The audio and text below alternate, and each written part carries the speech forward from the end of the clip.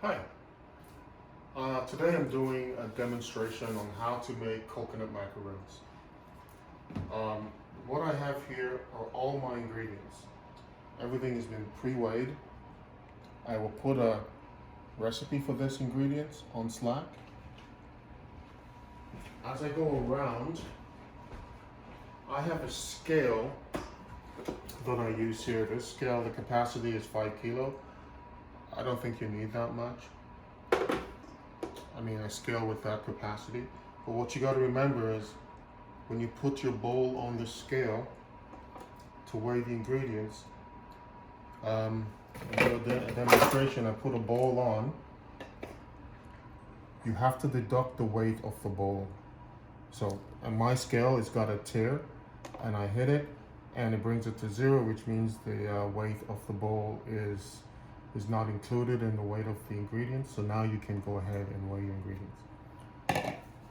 So what I have here, I have coconut. So the coconut that I have is diced coconut. It's not shredded. It's diced, unsweetened. So when we mix our ingredients, it's going to absorb all of the moisture, and then we're able to pipe it. I have just plain sugar here. This is cream, 10%. My recipe actually calls for 35% cream, but I'm trying to cut down the fat a little bit. I have cherries, which will go on the top of my cookies. Egg whites, which is a part of the ingredients to making the cookies. And here I have glucose. So glucose, I get them in the bulk, but you can probably find this at a bulk store, maybe Bulk Barn or any other comparable store that have any kind of bulk product. Now, what I'll do now, if you follow me over to the stove here, I will start adding my ingredients. So we add all of the egg whites,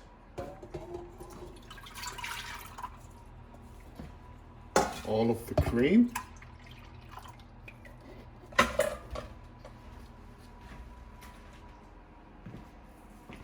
we add the butter. By the way, I will have this recipe on Slack. I'm just going through the method of making it. And then we add sugar.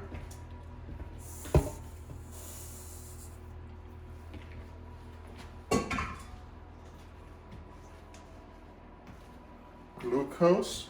Now, glucose is a bit tricky. As you can see, it's stuck to the bottom of the bowl. So what I always do is put a little bit of water on my hand. I have my scraper, which is a nice tool.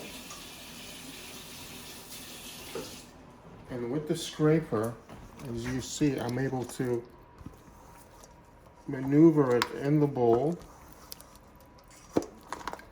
The water, not too much water, or it will change your recipe. And then I take it and pour it into the egg white, sugar, and butter mixture. I get all of it. I want to get it stuck to your counter. It's a nightmare to get off if you don't take it off right away. Put this in a wash.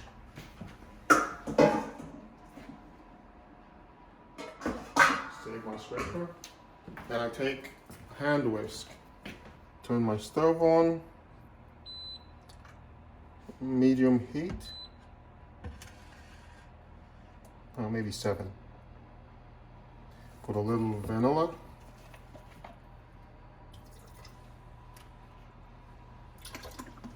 a little bit more.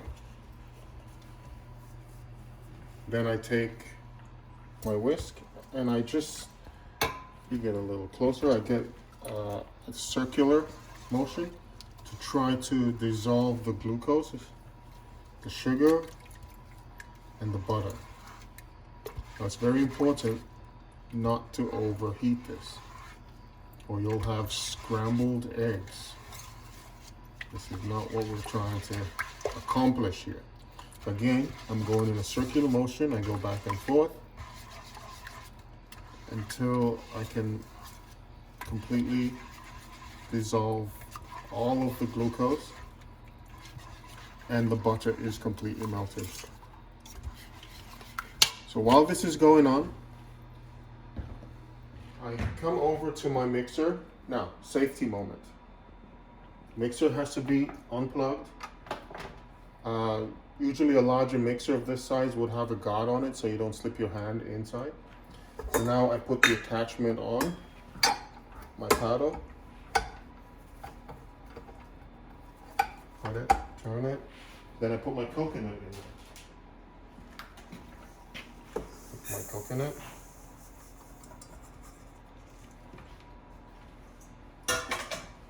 Not forgetting my mixture here. You don't want to burn it because it will easily burn. Right? Like glucose will just burn and it will taste. It will just ruin the taste. You'll have a nasty burnt taste. As I continue to mix it. So a good indication when it's hot is usually when the butter is completely melted. Circular motion. Trying to get all of the ingredients in.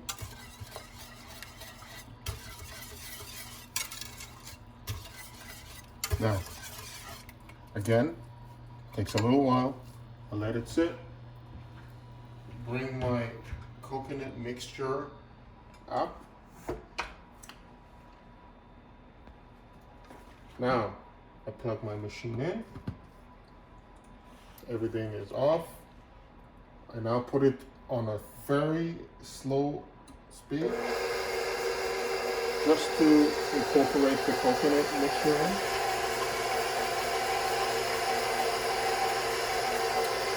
Not forgetting my egg whites. Mixture here. Now, after the butter is melted, we're now going to pour this onto the coconut.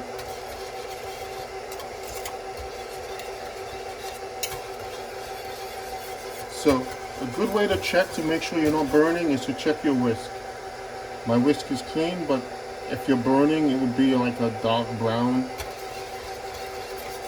of the glucose. And again, if the glucose is burnt, the whole mixture tastes burnt, and then your coconut tastes burnt. Then you have to throw it out. This is a lot of stuff we've got here. And my butter's starting to melt slowly.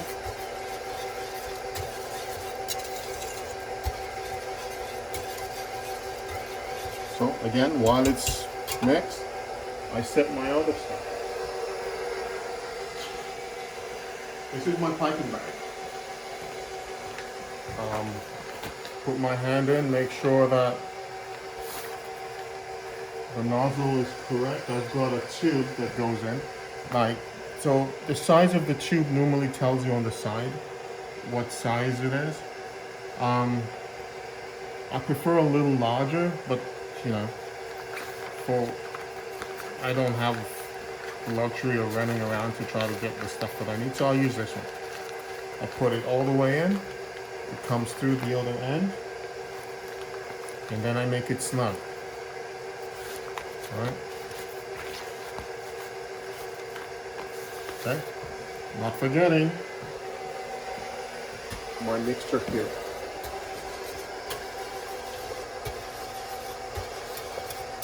Takes about 7-8 minutes. Again, I checked my whisk. It's okay for now. I mean, a second more and I would have had a little bit of burn. Completely mixing it. You try not to whisk it like this. You don't want to whisk air into it. You just want to melt the butter and dissolve the glucose. So you just go in a circular, you go one way, stop, and then you just keep going around As you can see, my butter is almost completely gone. I'll get a little bit more. Trying not to scramble the eggs. It's sitting directly on heat here.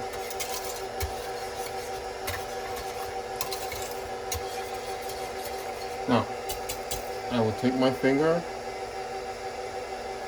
It's almost ready.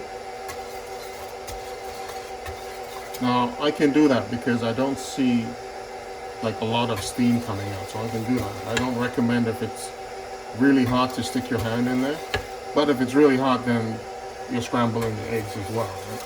So I can see a little bit of steam and get rid of the heat, and I bring this over to my coconut mixer, pouring it very slowly in. I want to make sure the eggs are not cooked as you're pouring it. You can see the coconut is starting to absorb the liquid.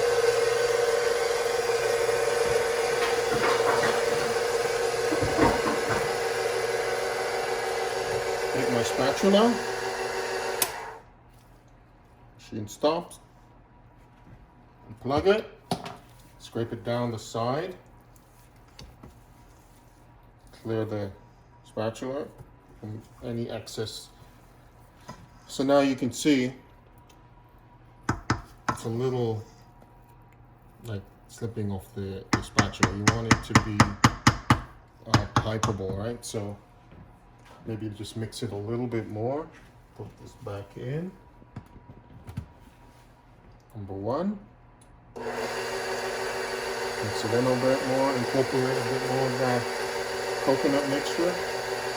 Turn it off, unplug it, take the bowl down, dislodge the paddle, take it from the machine, and I put it next to my area that I'm going to be piping. So I get rid of the excess coconut from the paddle.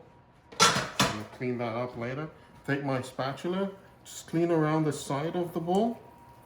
And as I do it, I lift it from the bottom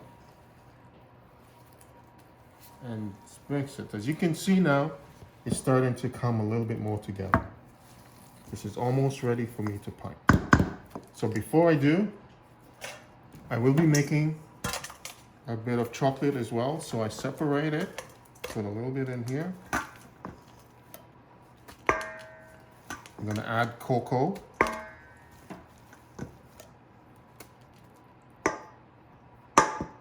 Maybe a little bit more. I'll put it to the side. Now I have to be really quick because the longer it sits, it gets cold, it's harder to pipe.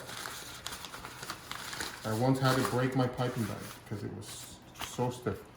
And now I'll get this mixture into the bag.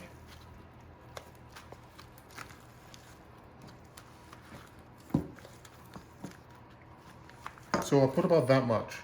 I don't want to put too much in because when I go to close the bag, if it's too full, it comes out the other end. So you gotta seal it with your thumb and your finger. You turn the bag and you try to get rid of all the excess air out of it. And then now, I will pipe. So, having a bit of issue with the tip. So, take a knife, you're not cutting yourself, open the tips a little bit more.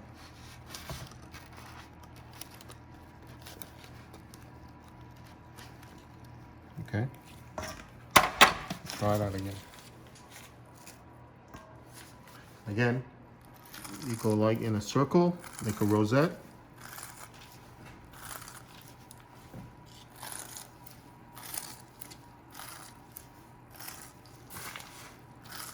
See that? So, how you do that, I'll show you now. Put the again,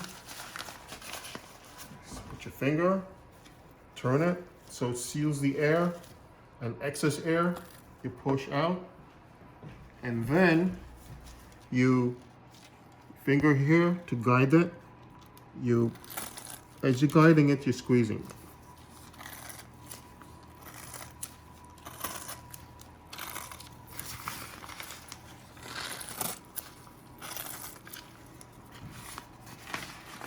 And then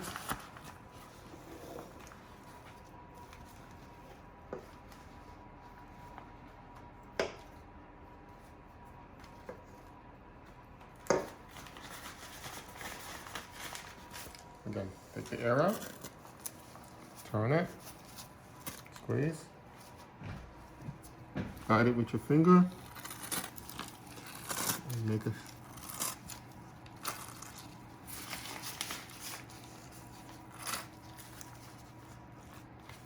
So what I'm going to do now, I'm going to do the other half chocolate.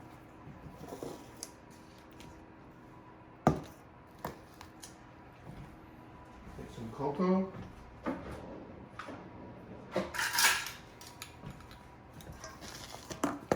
Tablespoon.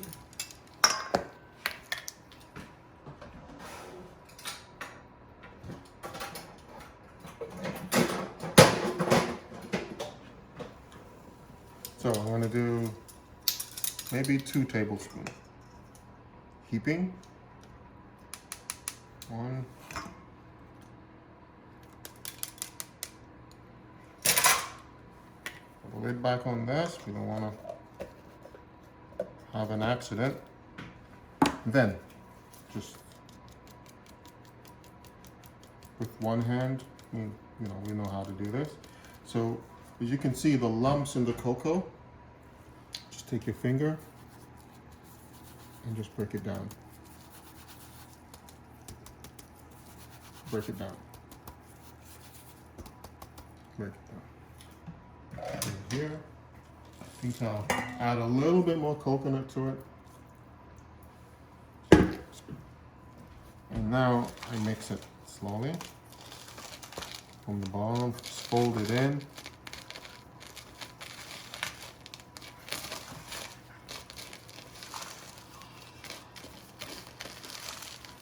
Fold it in completely, and then I just mix it right in a circle.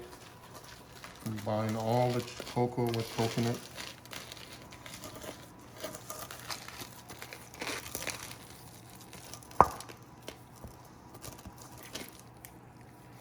So then, I don't clean my bag because I'm technically doing the same job. But what I will do now, when I put the coconut in, I have to get rid of the air, and then as you squeeze it, you'll see from the coconut coming out until it's all chocolate. Then you know you're ready. Again, you pipe it exactly how you did before. This one is a little easier to pipe because I add cocoa to it.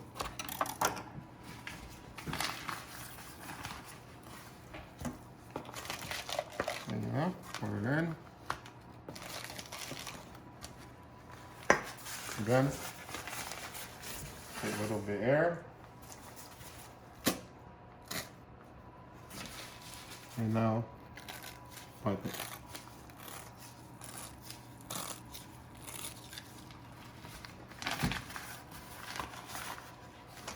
Another one. Put it in. Put it in and get it all together there. Get the air out. And then you pipe it.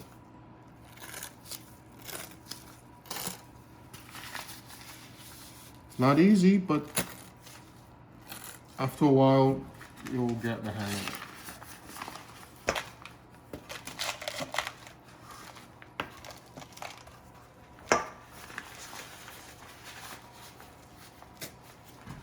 Finish up this tray. Now, I take the cherries that I have on the side and I put it on the vanilla. Just stick the cherries in. So usually at this time of year, we sort of do things like this for Passover. For the high holidays, they cannot eat any kind of flour. So with these cookies, we also have a mandelbrot that we use, and we made it out of Special K. Again, no flour, just Special K, ground almonds, cinnamon. It's actually quite good. See, just putting the cherries in. Now, I cut these cherries in 4. You don't have to do that. You can cut them in half. It doesn't take any more time in the oven.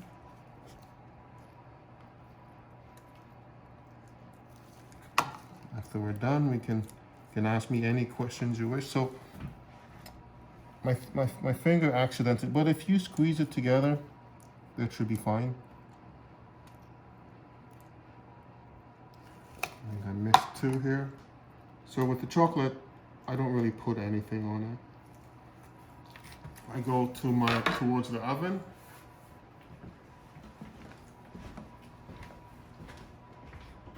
Temperature is set at 350. It's baked. This is a convection oven, similar to the ones we have at work.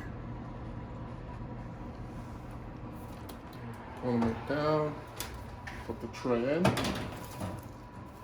and this should bake for maybe 20 minutes, half an hour. We just happen to have some we baked earlier today. So this is what it looks like after it's baked.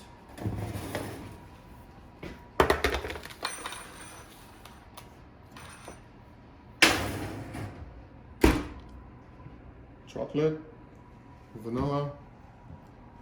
Now, if you can see the ring around it, I don't really like that. I like it to be nice and clear.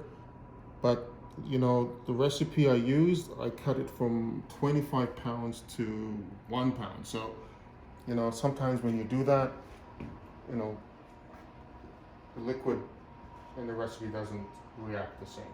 So this is it. What you can do is put them nicely in a platter, or you can put them together in boxes, however you wanna